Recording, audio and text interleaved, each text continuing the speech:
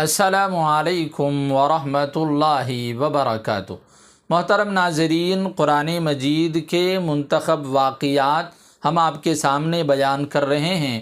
آج کی اس ویڈیو میں ہم حضرت عیسیٰ علیہ السلام کے بعد آنے والے چند نوجوانوں کا واقعہ بیان کریں گے جن کو اصحاب کہف کہتے ہیں۔ قرآن مجید کے سورہ کہف میں اور تفسیر کی کتابوں میں یہ واقعہ بڑی تفصیل سے ذکر کیا گیا ہے۔ تو واقعہ یوں پیش آیا کہ حضرت عیسیٰ علیہ السلام کے بعد عیسائیوں میں دن بدن بت پرستی آنے لگی، بتوں کو پوجا جانے لگا، اور ان کے درمیان ایک بادشاہ بھی ایسا تھا جو اپنی طاقت کے زور پر، اپنے پاور کے بل بوتے پر لوگوں کو شرک کرنے پر مجبور کرتا تھا۔ کتابوں میں اس بادشاہ کا نام بھی بیان کیا گیا کہ اس بادشاہ کا نام دقیانوس تھا، جو لوگوں کو شرک کرنے پر مجبور کرتا تھا۔ اور اس وقت کچھ نوجوان ایسے تھے جو اپنے ایمان پر جمے ہوئے تھے، اپنے عقیدے پر ڈٹے ہوئے تھے۔ جب بادشاہ کو یہ بات معلوم ہوئی تو بادشاہ نے ان نوجوانوں کو بلایا اور ان سے ان کے دین کے بارے میں اور ان کے عقیدے کے بارے میں پوچھا۔ تو ان نوجوانوں نے ڈنکے کی چوٹ میں کہا کہ ہم ایک اللہ کو ماننے والے ہیں، ہم شرک کرنے والے نہیں ہیں۔ تو بادشاہ نے انہیں وارننگ دی اور انہیں وقت دیا کہ اگر تم اپنے پرانے دین پر واپس نہیں آؤ گے تو تمہیں قتل کر دیا جائے گا۔ وہ نوجوان جب دربار سے باہر گئے تو انہوں نے آپس میں مل کر بیٹھ کر مشورہ کیا کہ اگر ہم یہیں رہے تو یا تو مارے جائیں گے یا پھر زبردستی شرک کے کام کرائے جائیں گے، تو ہمارے لیے زیادہ بہتر یہی ہے کہ ہم یہاں سے کہیں دور چلے جائیں اور کسی دوسری جگہ جا کر پناہ لے لیں۔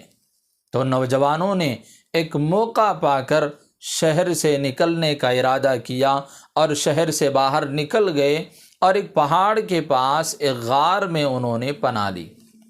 اور وہ غار بھی ایسی تھی جو دونوں طرف سے کھلی ہوئی تھی، یعنی سامنے سے داخل ہو کر پیچھے سے بآسانی نکل سکتے تھے۔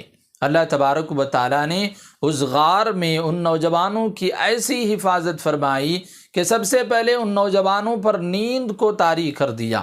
وہ نوجوان 300 سال تک اس غار میں سوتے رہے، اور پھر ان کے ساتھ ایک کتا تھا۔ اللہ تبارک و تعالیٰ نے اس کتے کو بطور پہرا دینے کے غار کے کنارے پر بٹھا دیا، اور اس غار پر باہر سے ایک وحشت اس غار پر ڈال دی۔ جو بھی آدمی اسے دیکھتا تو اس کی وحشت کی وجہ سے ہی اس کے قریب بھی نہ جاتا۔ اسی طرح 300 سال گزر گئے، وہ لوگ 300 سال تک اسی غار میں اسی طرح سوتے رہے۔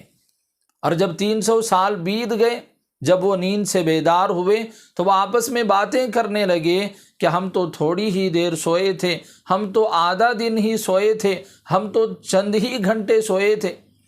لیکن انہیں یہ معلوم نہیں تھا کہ وہ 300 سال سونے کے بعد اب بیدار ہوئے ہیں۔ اب انہیں بھوک بھی لگنے لگی، تو انہوں نے آپس میں مشورہ کر کے اپنے ایک ساتھی کو پیسے دے کر بازار بھیجا کہ جاؤ بازار سے کھانا لے کر آؤ۔ تو ان کا ایک ساتھی بازار کی طرف کھانا لانے کے لیے نکلا، اور اس وقت جو بادشاہ تھا وہ بڑا نیک تھا، بڑا عادل بادشاہ تھا، اور حضرت عیسیٰ علیہ السلام کی شریعت پر عمل کرنے والا تھا۔ اور اس وقت کچھ لوگ بھی ایسے تھے جو بعث بعد الموت کا انکار کرنے والے تھے، یعنی مرنے کے بعد دوبارہ اٹھائے جانے کو نہیں مانتے تھے۔ اور بادشاہ ہمیشہ اسی فکر میں رہتا تھا اور اللہ سے یہ دعائیں بھی کرتا تھا کہ اللہ کوئی ایک نشانی ایسی بتا دیجئے جس سے ان بعث بعد الموت کا انکار کرنے والوں کا جواب دیا جا سکے اور انہیں سمجھایا جا سکے۔ اور ادھر ان غار والے نوجوانوں میں سے ایک نوجوان بازار کی طرف جاتا ہے تو بازار میں دیکھتا ہے کہ وہاں کا سارا ماحول بدلا ہوا ہے، ہر طرف حضرت عیسیٰ علیہ السلام کے تذکرے ہو رہے ہیں، اللہ رسول کی باتیں ہو رہی ہیں۔ تو یہ بڑا حیران ہوا، بڑا پریشان ہوا کہ اتنا جلدی ماحول یہ کیسے بدل گیا۔ اور پھر ایک روٹی والے کی دکان کے پاس گیا، اس سے روٹی خریدی اور پیسے دیے تو وہ دکاندار وہ 300 سال پرانے سکے دیکھ کر وہ بڑا حیران ہوا۔ وہ پوچھنے لگا تم کون ہو؟ یہ 300 سال پرانے سکے تمہارے پاس کیسے آئے؟ کہیں تمہیں کوئی خزانہ تو ہاتھ نہیں لگ گیا؟ دھیرے دھیرے یہ بات لوگوں میں پھیلنے لگی، پورے شہر میں یہ بات معلوم ہو گئی، اور حتیٰ کہ یہ بات بادشاہ تک بھی پہنچی کہ ہمارے شہر میں کچھ نوجوان ایسے بھی ہیں جن کے پاس 300 سال پرانے سکے ہیں۔ تو بادشاہ نے ان نوجوانوں کو بلایا اور ان سے پوچھ گچھ کی، تو ان نوجوانوں نے سارا ماجرا سنایا، سارا واقعہ تفصیل کے ساتھ سنایا۔ سارے لوگ ان نوجوانوں کا واقعہ بڑی حیرت کے ساتھ سننے لگے، اور پھر بادشاہ نے ان لوگوں کو جو باس بعد الموت کا انکار کرتے تھے ان کو بلا کر بھی اس بات کی تصدیق کرائی کہ جو اللہ ان نوجوانوں کو 300 سال تک نیند میں زندہ رکھ سکتا ہے، وہی اللہ مرنے کے بعد بھی دوبارہ اٹھا سکتا ہے۔ اور لوگوں کو بھی یہ بات صاف طور پر معلوم ہو گئی کہ یہ نوجوان اپنے ایمان کی حفاظت کے خاطر، اپنے دین کی حفاظت کے خاطر اس غار میں پناہ لیے تھے۔ اللہ نے ان کی 300 سال تک حفاظت کی۔ اب لوگوں کی چاہت یہ تھی کہ وہ نوجوان شہر میں آ کر رہنے لگے، ہمارے علاقے میں آ کر رہنے لگے، لیکن ان نوجوانوں نے صاف انکار کر دیا اور وہ دوبارہ اسی غار میں چلے گئے۔ بعض حضرات کہتے ہیں کہ جیسے ہی وہ غار میں گئے تو اللہ نے ان پر موت طاری کر دی، ان سب کا انتقال ہو گیا۔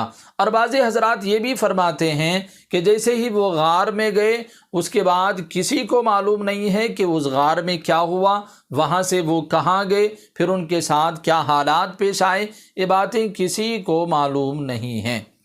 اب اس واقعے کے اندر ان نوجوانوں کے نام کیا تھے؟ وہ نوجوان جو اصحاب کہف ہیں وہ کتنے تھے؟